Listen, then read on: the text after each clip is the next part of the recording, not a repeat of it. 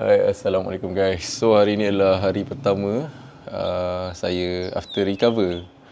Okay, sebenarnya saya ada plan nak buat video comeback. Berat badan saya daripada jangan check.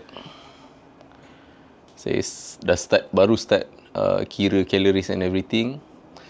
So pada 2 hari bulan 10 berat badan saya mana berat badan ni? Kenapa dia tak bagi tahu? Oh, 66.8 kilo. 66.8 kilo. And then pada 7 hari bulan 10 berat badan saya adalah 69.5. Okay, so saya berjaya naikkan berat badan dengan banyak lah.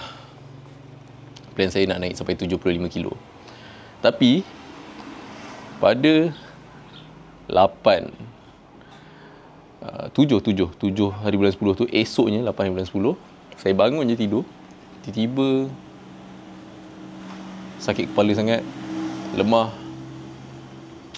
So tengok social media kata tengah naik rising lah kes influenza A.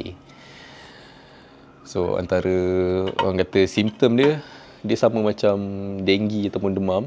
Cumanya bila ambil Panadol tu dia kata simptom influenza ni walaupun ambil Panadol sakit kepala tu tak hilang.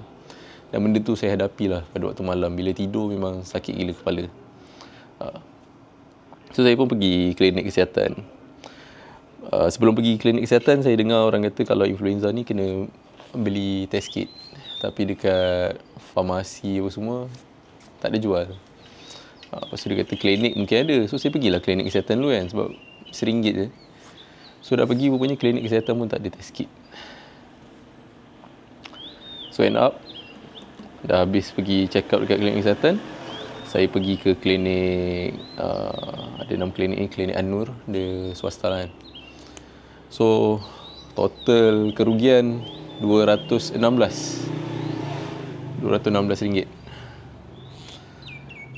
dekat test kit dan juga ubat dia.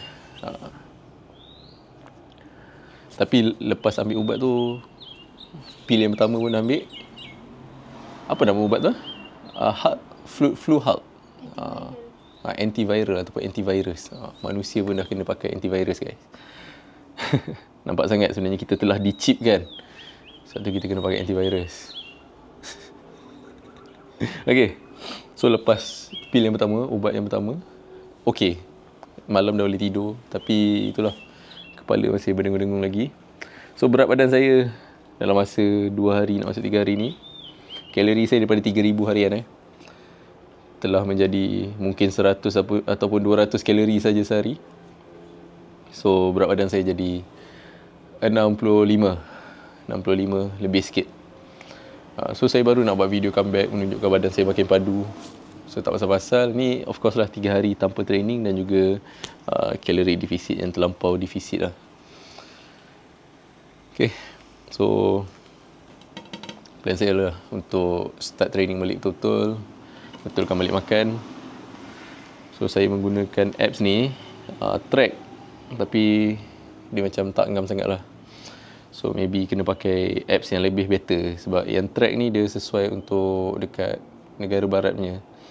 So macam dekat kita punya tempat, dia masih boleh digunakan, tapi kita kena setting sendiri, masukkan specific amount of calories, karbo, protein semua sendiri. So macam banyak benda lah nak tekan. Tapi okey lah, boleh pakai. Okay, so that's all. Nanti saya update lagi.